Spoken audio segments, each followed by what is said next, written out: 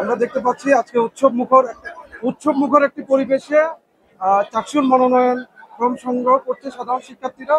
আমাদের বাংলাদেশ জাতীয়তাবাদী ছাত্র দল পক্ষ থেকেও আমাদের নেতাকর্মীরা মনোনয়ন সংগ্রহ করছে।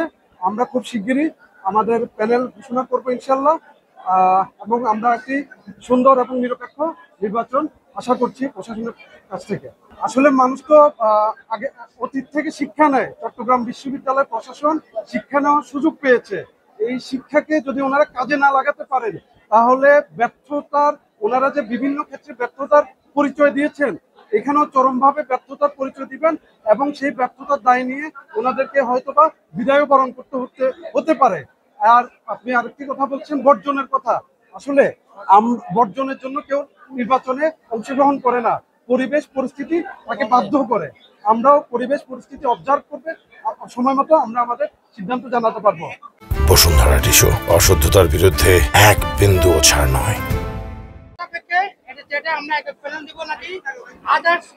সবাইকে মিলে প্ল্যান দিব, এটা সময় সাপেক্ষ ব্যাপার।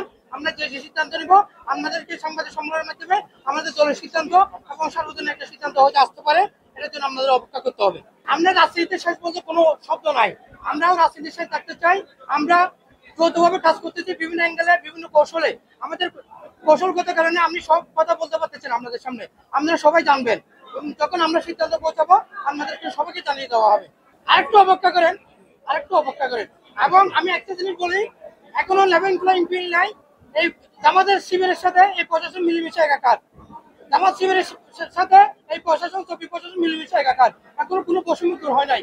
এই দুলা স্পিডকে এই প্রশাসন ধারণ করে না। আমরা আশঙ্কা করতেছি এই লেভেল প্লেইং ফিল্ড থেকে কতটুকু স্বচ্ছ নিরপেক্ষ বজায় রেখে এই প্রশাসন নির্বাচন করবে, আমরা এই ব্যাপারে যথেষ্ট সন্দেহান।